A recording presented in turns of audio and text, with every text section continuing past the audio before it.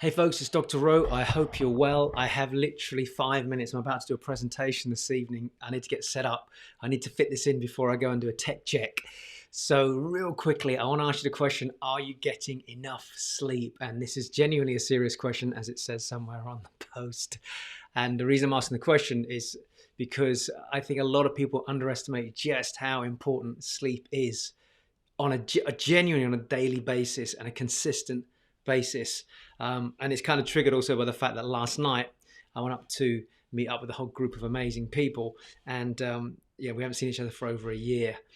And I decided to come home same night because we have builders on site at the moment. So I left, and by the time I got home this morning, it was like 1:30, 1:45, up at 6:37. So according to my ring, I actually physically only got somewhere like just over 4 hours sleep. Now, there's two factors here I want to talk about. One very quickly is the quality of your sleep, and the second one is your sleep debt. So I wear this thing called an Aura ring. Some of you may be familiar with it. It was actually very highly recommended to me by a good friend called Yvonne, and I haven't stopped wearing it since I put it on, which is a year and a half ago now. So it's monitored my whole sleep behavior over that year and a half. And what's really interesting is not only does it monitor my sleep, but it also looks at my heart rate variability, which is also an important factor of your recovery the next day, as well as my resting heart rate. So certain factors start to kick in, like when do you eat? If you eat too close to dinner, you'll actually see spikes in heart rate, etc. If you drink alcohol in the evening, all those sorts of things, exercise too late, all affects your sleep quality. And then whether you're going into deep sleep, REM sleep, etc., light sleep. And on average for me, for example, I'm getting I might be in bed for 8 hours on a night. That's what people think, I'm getting 8 hours sleep. Actually, I'm actually awake for up to about an hour of that. And that's when you come out of that deep sleep and you sort of wake up. You might be slightly awake and then you go back in again. You might get alerted by somebody snoring next to you, a sound, get up to go to the toilet, whatever, and then resting back in to get back into your sleep. There's even a sleep lag monitor where this will do. So that tells you really the quality of your sleep.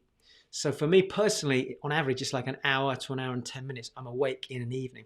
If one of the kids comes in and lies with us, then it affects even more. It could be an hour and a half. Now, I want to just talk to you briefly about the impact of you not getting enough sleep. And whether you're aware of this or not, I don't know. I mean, a brilliant read to read on this would be Why We Sleep. Go read that book. It is like an encyclopedia, as far as I'm concerned, the most up-to-date research done on sleep and the impact of it. So number one, your immune system. Those of you, depending on your view on how you maintain your health, one of the best things to do is, the less sleep you get, by default, nature takes control. And you're, for example, the melatonins and everything that kick off around about 1 o'clock, whatever it is, 11, 12, 1 o'clock, and our body goes into this really deep sleep, and the immune system starts to kick in, and lots of repair work is done. The brain's memory system is kicking into play. It's basically, I'm not going to go into detail of it, but this conversation happens between two parts of the brain, where today's things that happened get moved from short-term memory up into long-term, like hard drives, and they just get to start stored there. And that's going on all the time through certain points of sleeping. So what can happen is, if you go to bed too late, if you don't get enough sleep, that's why people start to go through, oh my God, I can't remember that.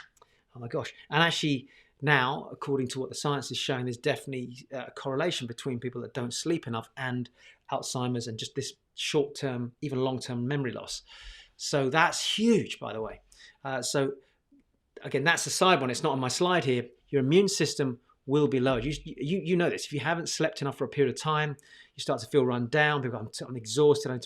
Your body will force you into sleep modes during the course of a day, trying to get you to sleep earlier, etc. Like tonight, I'm going to have to get to bed early to try and recover.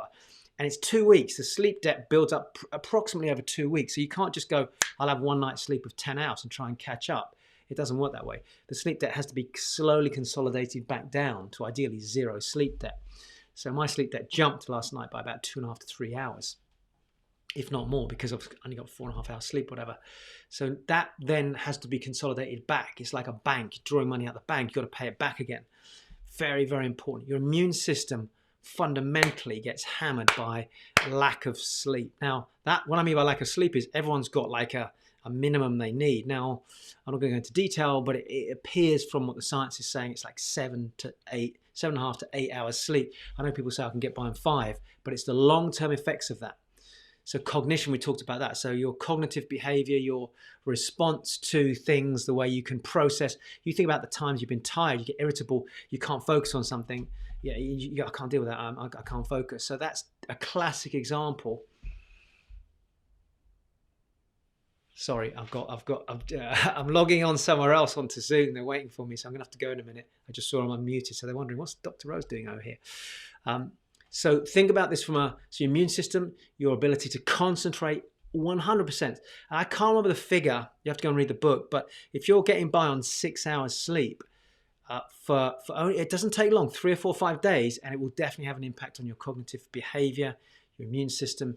Again, just start thinking about this. You can nap in the day, and nap definitely helps. Your mood will change, so your mood will go up and down significantly. You've probably noticed this just by consistently not sleeping enough hours. And that can be affected by too much screen time as well. So although you might say, well, I went to bed at 10, but I couldn't sleep, Dr. Rowe. Yeah, but what were you doing beforehand? Like if you spent an hour and a half, 2 hours before looking at blue screen, watching TV, watching something violent, anything that triggers the unconscious mind, which starts the process while you're asleep, that will have an effect on you as well. And then finally, your cells, just the general cell recovery of the body will definitely be impacted by the fact that you're not getting enough rest and sleep. So this comes back to regeneration, which comes back to the immune system as well, which is why, generally speaking, somebody that hasn't slept for a long time, you look at politicians, look at some of the most famous politicians, including the likes of someone like Barack Obama, and you will see they age dramatically because they're getting by on like 4 or 5 hours sleep. Margaret Thatcher was another person like this. So people will physically age in front of you if they're not sleeping enough. And yet if you sleep enough, you start to see your body's like, thank you very much. And everything starts to feel good and you feel healthier and you look vibrant as well. That's it. I've got to go. Hopefully that was useful. Signing off and I shall see you soon. Sleep well tonight.